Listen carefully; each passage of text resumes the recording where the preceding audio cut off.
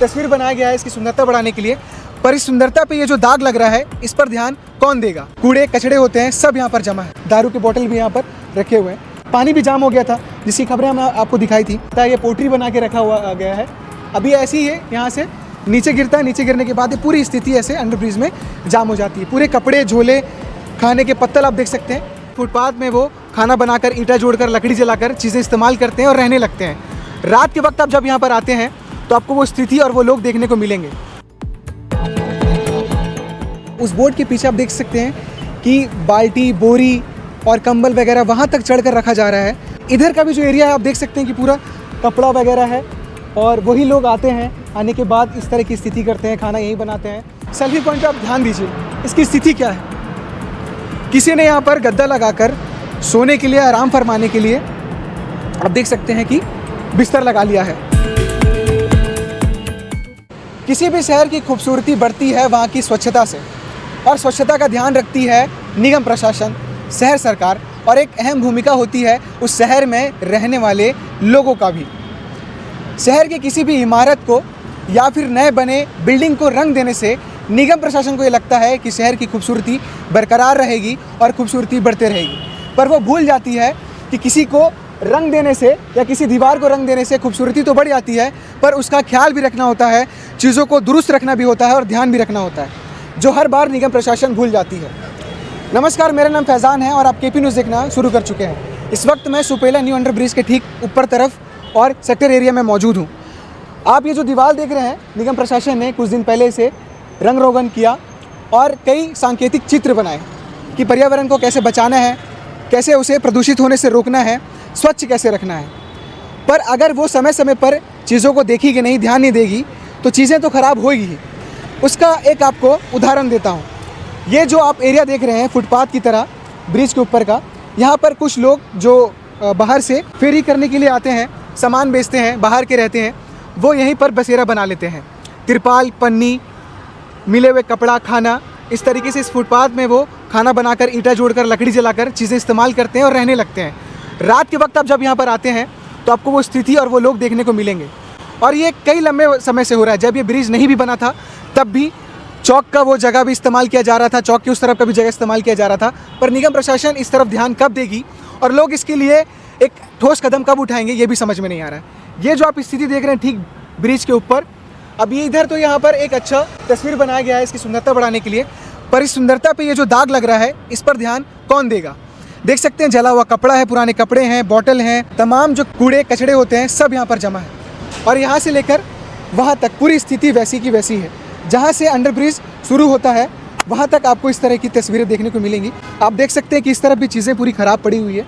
ये main road है, main road के इस तरफ भी सारे कूड़े करकट, खाने के कचरे, डब्बे, प्लास्टिक डिस्पोजल, सारी चीज़ें पड़ी हुई हैं। अब निगम की गाड़ी और निगम प्रशासन के लोग यहाँ पर कब आते हैं, कब यहाँ की साफ़ सफाई होती है, सारी चीज़ों को देखने के बाद अब अंदाज़ा लगा सकते हैं। तो आप ये देख सकते हैं कि इस तरीके से जो पत्थर रखा हुआ है ये वही लोग रखते हैं। इस तरीके से तिरपाल और अंडरब्रिज का जो ये ऊपर का बाउंड्री है, इसमें खाने पड़े हुए हैं, ऐसे कपड़े पड़े हुए हैं, डिस्पोजल है, दारू के बोतल हैं, आप देख सकते हैं दारू के बोतल भी यहाँ पर रखे हुए हैं। तो आप इससे अंदाज़ा लगाइए कि यहाँ पर रात में किस तरह की स्थिति होती है। और इसके साथ ही इस तरीके से वो दूर दूर से लकड़ी लाकर, तिरपाल लाकर, पोस्टर लाकर, बैनर लगाकर रुकते हैं और इस तरह की स्थिति छोड़ के चले जाते हैं।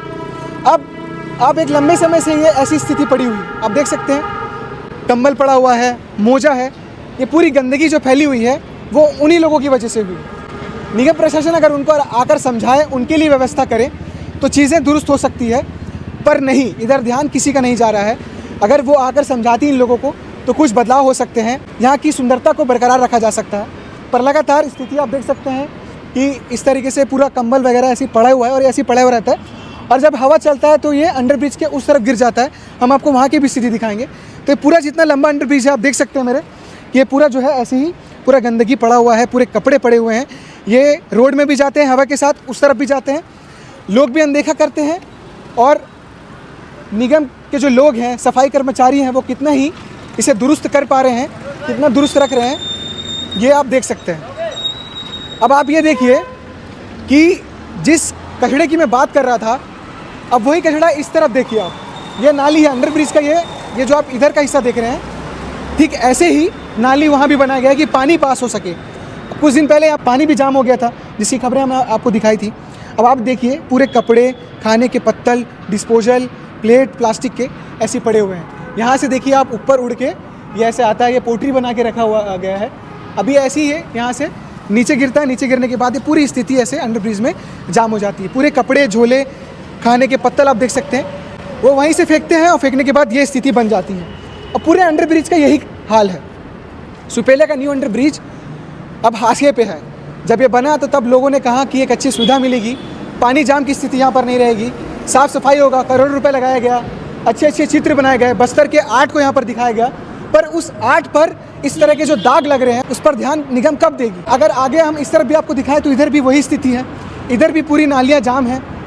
और आगे जो ब्रिज की सुंदरता बढ़ाने के लिए जो एक आर्ट फॉर्म यहाँ पर लगाया गया, एक छोटा सा आर्ट बनाया गया, आर्ट गैलरी सेल्फी पॉइंट की तौर पर, उसकी भी स्थिति हम आपको दिखाते हैं। अब इस सेल्फी पॉइंट पे आप ध्यान दीजिए, इसकी स्थिति क्या है। किसी ने यहाँ पर गद्दा लगाकर सोने के लिए, आराम फरमाने के लिए आप देख सकते हैं कि बिस्तर लगा लिया है।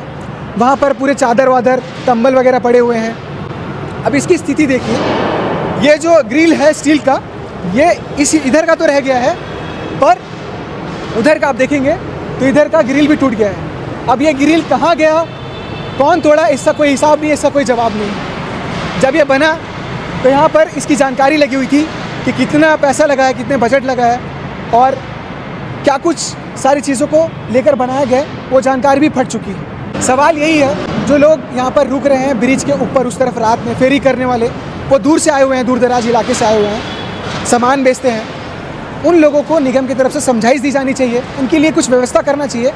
नहीं तो जो स्थिति है वहाँ की वो वैसी बनी रहेगी। जहाँ पर सुपेला अंडर ब्रिज का एंट्री गेट है वहाँ पर सेतु लिखा हुआ है, उस बोर्ड के पीछे आप देख सकते हैं कि बाल्टी, बोरी और कंबल वगैरह वहाँ तक चढ़कर रखा जा रहा है।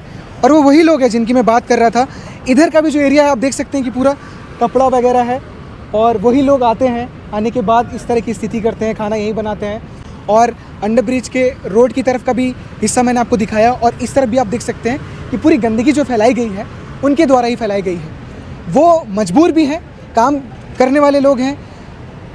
रेन बसेरा जो स्थिति होती है वो इधर से उधर जाते हैं, जाने के बाद इस तरह की स्थिति होती है, तो उनको समझाइश देना होगा।